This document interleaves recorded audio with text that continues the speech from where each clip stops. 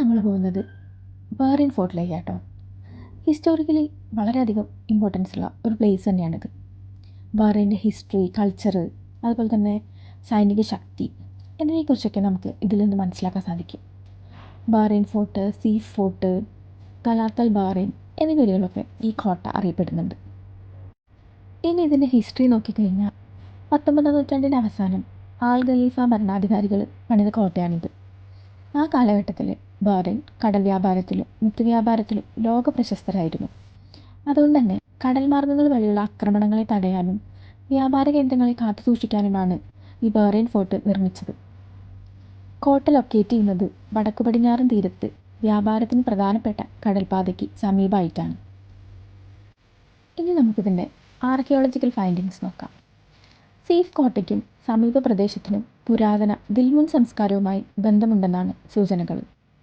കോട്ടയ്ക്ക് ചുറ്റുമുള്ള പ്രദേശങ്ങളിൽ നടത്തിയ പുരാവസ്തു ഖനനങ്ങളിൽ നിന്ന് മൺപാത്രങ്ങളും ആഭരണങ്ങളും അവശിഷ്ടങ്ങളും പഴയ നിർമ്മാണ സാമഗ്രികളും കണ്ടെത്തിയിട്ടുണ്ട്. ഇവ 2000-3000 വർഷങ്ങൾ പഴക്കമുള്ളതെന്നാണ് പഠനങ്ങൾ വ്യക്തമാക്കുന്നത്.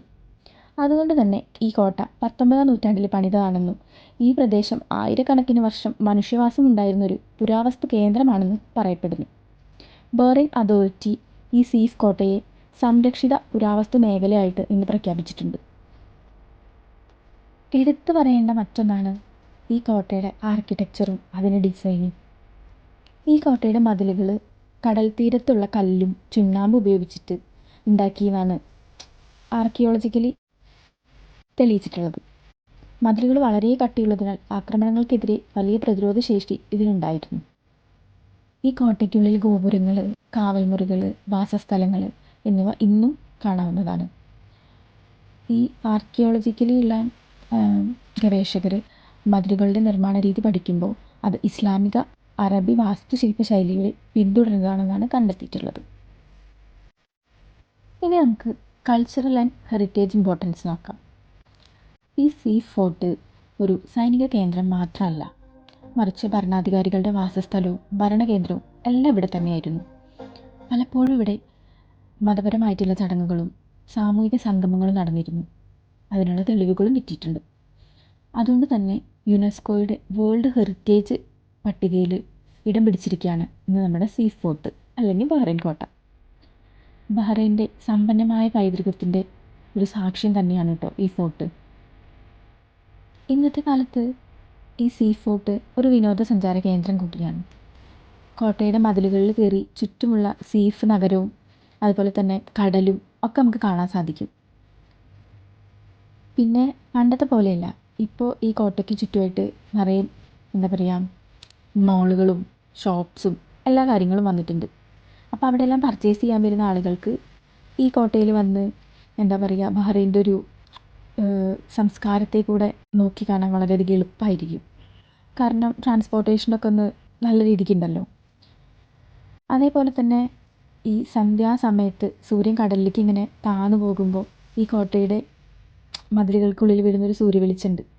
അതൊരു പ്രത്യേക ഭംഗി തന്നെ കേട്ടോ കാണാൻ വേണ്ടിയിട്ട്. പക്ഷേ ഇന്ന് നമുക്ക് ഈ മതിലുകളുടെ മുകളിലൊക്കെ കയറി നിന്ന് കാഴ്ച കാണുക എന്ന് പറഞ്ഞു കഴിഞ്ഞാൽ കുറച്ച് ടഫാണ്. കാരണം എന്താണെന്ന് വെച്ച് കഴിഞ്ഞാൽ ഇതൊക്കെ നശിച്ചു പോകാൻ തുടങ്ങിയിട്ടുണ്ട്. അപ്പോൾ നമ്മളൊന്ന് കുറച്ചും കൂടെ ഒന്ന് കെയർഫുള്ളായിരിക്കുന്നത് നല്ലതായിരിക്കും. പിന്നെ തന്നെ ചരിത്രം പഠിക്കാൻ ആഗ്രഹിക്കുന്ന ആളുകളാണെങ്കിലും ഫോട്ടോഗ്രാഫിയൊക്കെ ഇഷ്ടമുള്ളവർക്കാണെങ്കിലും കണ്ണും പൂട്ടി വരാൻ പറ്റിയൊരു സ്ഥലമാണ് കേട്ടോ ഈ ബഹ്റൈൻ ഫോർട്ട്. എനിക്ക് പേഴ്സണലി ഹിസ്റ്ററി വളരെ ഇഷ്ടമാണ്. അതുകൊണ്ട് തന്നെ ഞാൻ മെല്ലെ മെല്ലെ അവിടെ വെച്ചിട്ടുള്ള ബോർഡും കാര്യങ്ങളൊക്കെ വായിച്ച് കുറേ ടൈം എടുത്തിട്ടാട്ടോ ഫോട്ടോ കണ്ടത്. ലാസ്റ്റൊക്കെ ആയപ്പോഴേക്കും എൻ്റെ ഫോണിലെ ചാർജ് തീരാനായതുകൊണ്ടാണ് എനിക്ക് പിന്നെ കുറച്ച് വീഡിയോസൊന്നും ഇതിൽ ഇൻക്ലൂഡ് ചെയ്യാൻ പറ്റിയില്ല. സീഫിലെ ഈ കോട്ട വേറൊരു ഫോർട്ട് മാത്രമല്ല, ഇത് ബഹ്റൈൻ്റെ ചരിത്രത്തെയും പുരാവസ്തു സമ്പത്തിനെയും നമ്മളിലേക്ക് എത്തിക്കുന്ന ഭയങ്കര വിലപ്പെട്ടൊരു സ്മാരകം തന്നെയാട്ടോ. പഴയ ദിൽമുൻ സംസ്കാരത്തിൻ്റെ ഓർമ്മകളും 19-ാം നൂറ്റാണ്ടിലെ ഭരണാധികാരികളുടെ ശക്തിയും ഒരുമിച്ച് പറയുന്ന കഥയാണ് നമ്മുടെ ഈ ബഹ്റൈൻ ഫോർട്ട്.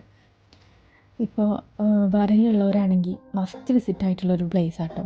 അതേപോലെ എപ്പോഴെങ്കിലും ബഹ്റൈനിൽ വരാൻ അവസരം കിട്ടുന്ന ആളുകളാണെങ്കിലും എന്തായാലും ഒന്ന് വന്ന് കാണേണ്ട ഒരു പ്ലേസ് തന്നെയാണ് നമ്മുടെ ബഹ്റൈൻ ഫോർട്ട് എന്ന് പറയാം.